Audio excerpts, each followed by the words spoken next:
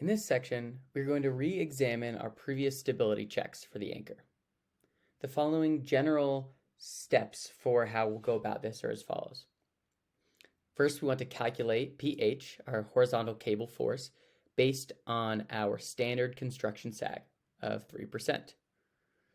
Next, we want to recalculate the cable forces as described in the cable analysis section, ultimately finding a pH anchor and PV anchor value, the horizontal and vertical forces at the anchor, using both the ASD method and LRFD method. In general, the construction analysis will use ASD, and this is pretty standard, but we want these numbers for LRFD to be able to appropriately check out our reinforced concrete elements. Third, we then find a maximum tension in a single cable under this condition. We can get this by just dividing the handrail backstay cable force by 2, as the handrails will always have the greatest force because of their angle. Finally, we can then go back and repeat steps 1 through 3 for various design conditions, such as decking or other points during the construction process, using the appropriate sag percentage and the appropriate load value. In this section, I'll just focus on using the construction sag condition as our example. So our hoisting to 3% and then only our cable self-weight.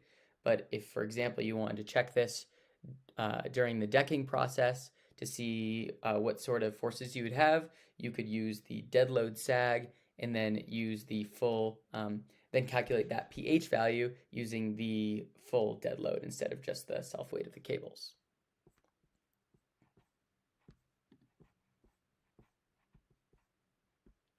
So I've drawn out the equations for you here just as a reminder. You can find this information in the cable analysis section. None of these equations are new. But like I said, the maximum cable force in a single cable is going to come from just dividing that PT back for the handrail cable by 2. And in order to find that PT back for the handrail cable under our various conditions, we use the belt friction equation, which you'll remember from cable analysis, using our pH value. Now, our pH value is calculated with this equation, also should look familiar, and the only thing that's changing in each iteration of calculating pH, whether it be for dead load sag, hoisting sag, construction sag, or the full bridge loading, is this term right here, H1. So our H1 term is going to represent our construction sag. Sorry, I misspoke. The H1 is not the only term changing. WC is changing. That's our load condition. So this load would be something like 0.2 kilonewtons per meter for if we're just looking at cable self-weight. It's going to be around 1 kilonewton per meter if we're looking at our dead load, and then usually around 5 kilonewtons per meter if we're looking at our full dead and live load.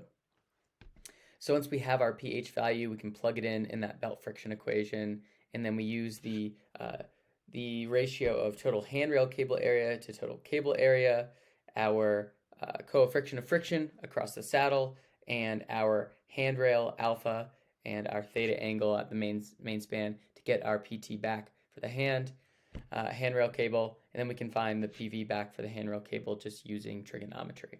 So I won't dive into this too much, but as a reminder, this is all in the cable analysis section. The only thing we're changing is this pH value, because the pH value is going to have to be different based on our different loading and our different sag.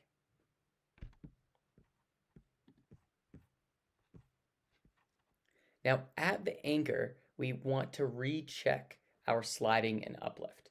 So these are required calculations. And as you may remember from the component design section, we also check our ramp walls and our anchor beam under the construction phase condition. I won't go into detail about that here because it was described in the previous section. But the main gist of that being similar to how we checked our entire abutment and sliding and our anchor and uplift, we also need to check out these components in their construction phase so that we know that the entire abutment is acting as a block in sliding, and we know that the components themselves are also adequate under these construction loads. So when we calculate the factor of safety for uplift and sliding, we need to make a handful of assumptions. Ultimately, the final numbers depend on your design and construction process and should be updated in the field before hoisting begins. However, to start, I like to use the following assumptions, which is a relatively conservative approximation of how much ramp wall has been built before hoisting. You at least need to connect the anchor to the foundation with ramp wall, so that usually gets you that condition number 2 of 10% of the ramp wall is being built, at least. And then we also want to assume that no back wall has been built, and run the calculations to calculate our sliding factor of safety and our uplift factor of safety. And we can revisit these factor of safety calculations with the abbreviated capacities and do a check. And depending on our results, we can use this calculation to make a recommendation for the construction team to build a certain amount of ramp wall or back wall before hoisting.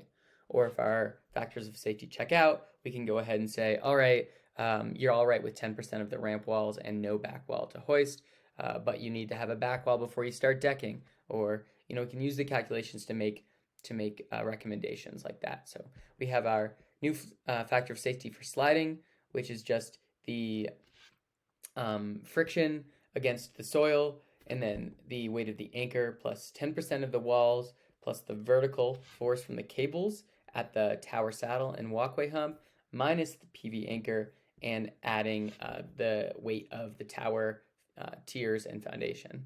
And we divide that by our horizontal forces of pH anchor, the active earth pressure, and pH tower. For uplift, the calculation's pretty simple. We're just looking at the anchor. Remember, from the sliding and uplift section, we look at the abutment as a block sliding as a whole, but for uplift, we're just looking at that anchor.